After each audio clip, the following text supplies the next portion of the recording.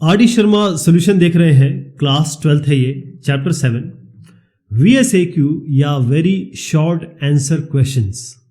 Adjoint और inverse matrix का ये एक्सरसाइज है। What is the adjoint of the matrix A. अब इसका एडजॉइंट निकालने का एक तकनीक है, बहुत आसान तकनीक है। इसमें या तो आप इन सब के कोफैक्टर निकाल दीजिए और कोफैक्टर निकालने के बाद मैं इन्वर्स भी बता दूंगा आपको कि इसका इन्वर्स भी कैसे निकलता है, उसका भी शॉर्ट हैंड तरीका आपको बता दूंगा। कभी भी जब भी आप एडजॉइंट निकालने की कोशिश करेंगे तो आपको निकालना होता है इसके कोफैक्टर मैट्रिक्स, यानी कि ये आपका 3 है, ये 4 है, ये 7 है, ये -2 है। तो सबसे पहले हम क्या करेंगे, ये फर्स्ट रो है, ये सेकंड रो है, ये फर्स्ट कॉलम है, ये सेकंड कॉलम है। तो इसको हम कह सकते हैं C11, इसको हम कह सकते हैं C12, ये C21, ये C22। तो जब C11 निकालेंगे तो -1 की पावर 1 + 1 होगा, I + j। C12 निकालेंगे तो -1 की पावर 1 + 2 होगा। C21 निकालेंगे तो ये -1 की पावर 2 + 1 होगा। और C22 निकालेंगे तो -1 to the power 2 + 2 होगा। और इसके आगे क्या आएगा, बहुत ध्यान से देखिएगा। आपको कुछ करने की जरूरत नहीं है क्योंकि 2/2 मैट्रिक्स है, तो ये करने की आवश्यकता नहीं है। अब बस इसको देखिए, यहाँ पर क्या है, ये C11 निकालना है तो इसको छोड़ दीजिए, ये आपका -2 आ गया। यहाँ पर आपको C12 निकालना है, इसको छोड़ दीजिए, यहाँ पर आपका 7 आ गया। अब आपको C21 निकालना है, C21 निकालना है तो ये छोड़ दीजिए, 4 आ जाएगा यहाँ पे। C22 निकालना है तो इसको छोड़ दीजिए, यहाँ 3 आ जाएगा। ओके, अब इसमें आप देखिएगा कि जब हम ये -2, यहाँ -2, ये -3 है, सॉरी ये -3 है ना, तो यहाँ -3 कर दीजिए। ओके, तो ये जब भी ये इवन है यानी -1 की पावर 2, तो भी अब +1 बनेगा, और ये ऑड है तो यहाँ माइनस बनेगा। तो पहले इसका साइन लिख देता हूँ, इसका प्लस साइन आएगा, इसका माइनस साइन आएगा, इसका माइनस साइन आएगा, इसका प्लस साइन आएगा। और यहाँ क्या -2, तो ये -2, इसको आप -2 कर सकते हैं।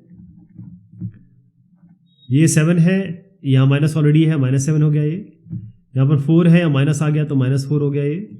और यहाँ -3 ये प्लस में है, तो यहाँ आप इसको क्योंकि -3 है इसको -3 लिख सकते हैं। तो बन क्या गया। अब आपको क्या करना है, C11 की जगह ये रख देना है, तो -2।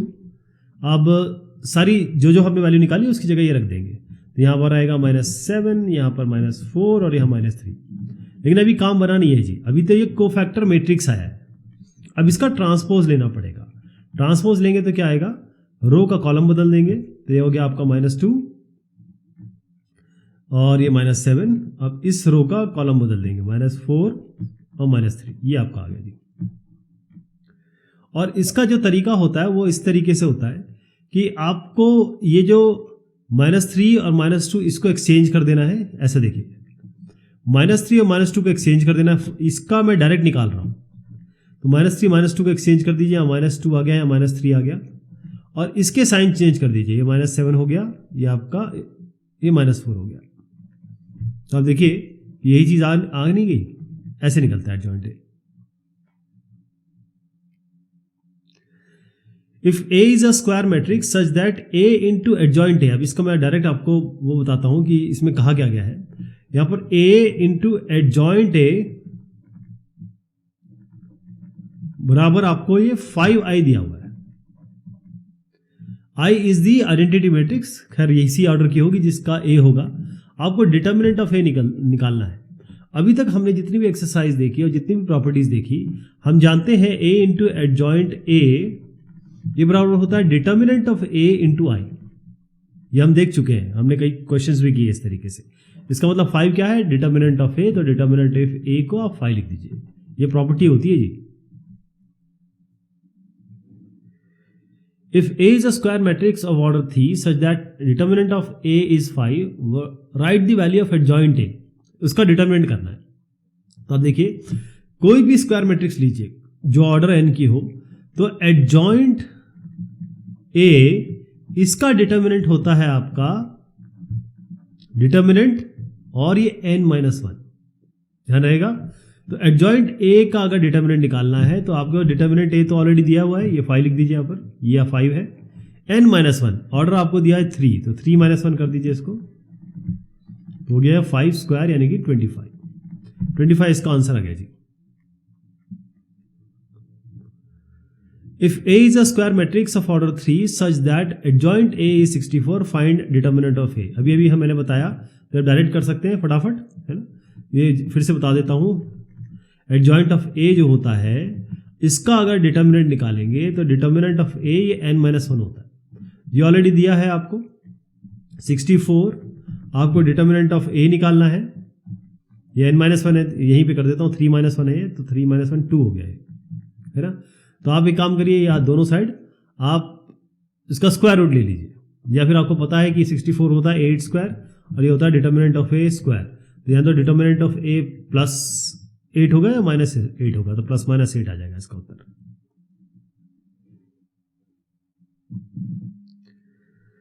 If A is a non-singular square matrix such that determinant of A is 10, find A inverse उसका डिटर्मिनेंट।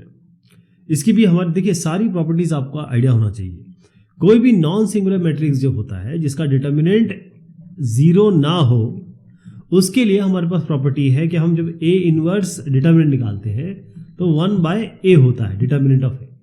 तो ये निकालना है, आपके पास क्या दिया है, 1 डिटर्मिनेंट ऑफ A आपको 10 दिया हुआ है, तो 1/10 कर दीजिए, ये इसका उत्तर हो गया।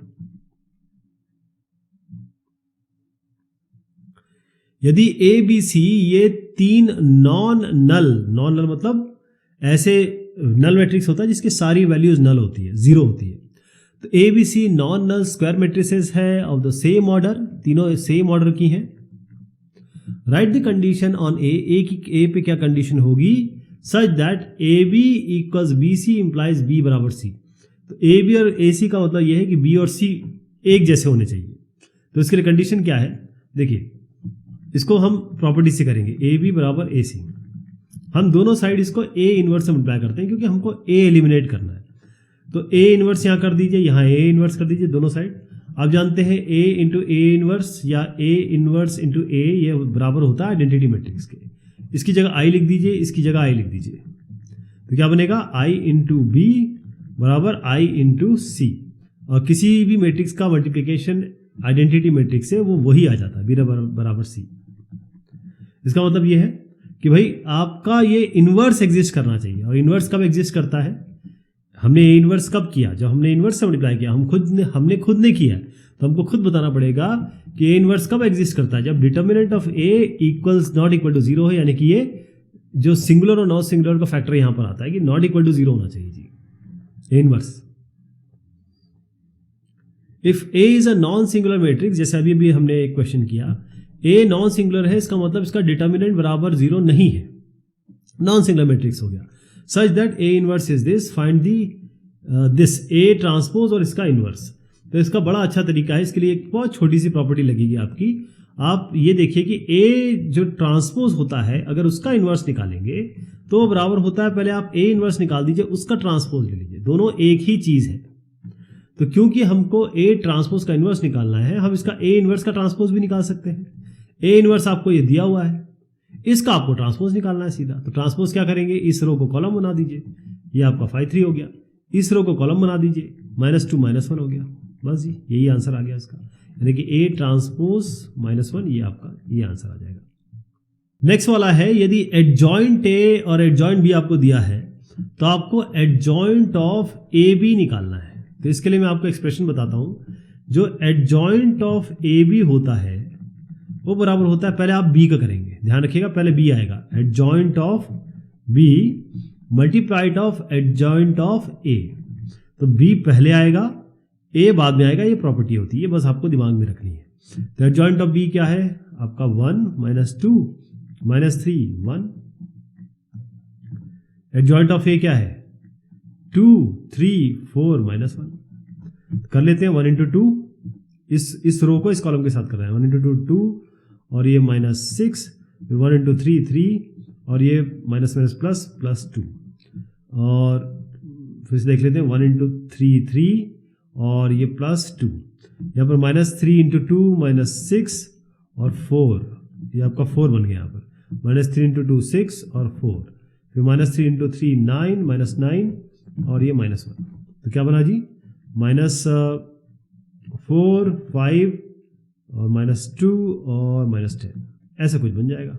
उसको वेरीफाई कर लेते हैं। तो ये आपका बन रहा है -2 अच्छा ये 8 है, तो ये -6 हो गया, 5 हो गया, ये -2 हो गया, -10 हो गया। ये इसका उत्तर हो जाएगा। If A is a symmetric matrix, while write whether A transpose is symmetric or skew symmetric. A आपका सिमेट्रिक है। ए सिमेट्रिक का मतलब क्या होता है? ए सिमेट्रिक का मतलब ये होता है कि जब इसका ट्रांसपोज आप करेंगे तो ए आएगा, और स्क्यू सिमेट्रिक का मतलब क्या होता है? ए ट्रांसपोज आपका -a के बराबर आएगा। क्योंकि यहां ए आपको सिमेट्रिक दिया हुआ है, तो ए ट्रांसपोज क्या होगा? ए सिमेट्रिक है। ए सिमेट्रिक मतलब ए ट्रांसपोज बराबर ए। तो ए ट्रांसपोज, देखिए ए ट्रांसपोज, ए का ट्रांसपोज कहा गया है। ए आपका ये ऑलरेडी सिमेट्रिक मैट्रिक्स दिया हुआ है, तो ए का ट्रांसपोज क्या होगा? बड़ी बात है कि ये भी सिमेट्रिक मैट्रिक्स ही होगा, है ना। माइनस से तो नहीं आ रहा है, तो ये तो आ नहीं रहा है, तो सिमेट्रिक हो जाएगा। If A is a square matrix of order 3 such that determinant of A equals to, then write the value of adjoint of A. तो इसके लिए भी हमारे पास जो प्रॉपर्टी है वो बता देता हूं। किसी भी स्क्वायर मैट्रिक्स के लिए आपके पास अगर ये डिटर्मिनेंट ऑफ A दिया है और आपको निकालना है एडजॉइंट, फिर उसका एडजॉइंट मतलब एडजॉइंट ऑफ A, तो एडजॉइंट A निकलेगा, फिर इसका एडजॉइंट निकलेगा, ऐसे करके आएगा। तो इसके लिए सीधा आपके पास फॉर्मूला है, रिलेशनशिप है, ये होता है डिटर्मिनेंट ऑफ ए n-2 और ये लेवल बढ़ता रहता है, क्योंकि हमने एडजॉइंट ऑफ ए वाला तो देख लिया क्वेश्चन। तो इसके लिए क्या करेंगे आप, ये डिटर्मिनेंट ऑफ ए आपको 2 दिया हुआ है, इसकी जगह 2 रख दीजिए। ऑर्डर 3 दिया हुआ है, तो 3 - 2 1 हो जाएगा, और ये है तो 2a हो गया, ये इसका उत्तर हो जाएगा।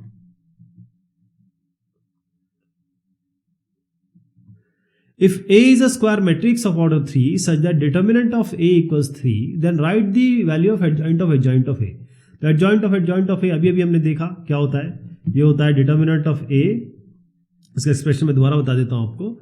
ये सिंपल आपका adjoint of A जो होता है, क्योंकि यहां पर आपको डिटर्मिनेंट निकालना है, ध्यान रखिएगा, डिटर्मिनेंट ऑफ A, क्योंकि अभी जो मैंने आपको ये क्वेश्चन बताया इसमें ये था केवल adjoint of A। तो उसके लिए आपने डिटर्मिनेंट ऑफ A की पावर n-2 और A कर दिया, लेकिन यहां पर आपको डिटर्मिनेंट निकालना है इसका, तब क्या करेंगे जी? तो ये एक्सप्रेशन नहीं चलेगा, उसके लिए हमारे पास क्या होगा, यहां एडजॉइंट है और ये एडजॉइंट ऑफ A का एडजॉइंट A है, ऐसे कर सकते हैं। तो इसका होगा डिटर्मिनेंट ऑफ A और n-1 का होल स्क्वायर जी। तो क्या हो जाएगा, डिटर्मिनेंट ऑफ A ऑलरेडी 3 दिया हुआ है, 3 रख दीजिए, n-1 यानी ये 3 है, 3 - 1 यानी कि 2 हो गया, और उसका स्क्वायर है, तो कितना हो जाएगा 3 की पावर 4 यानी कि 3 × 3 × 3 × 3, ये 9 81 हो गया, 9 9 से 81, तो 81 इसका उत्तर हो गया।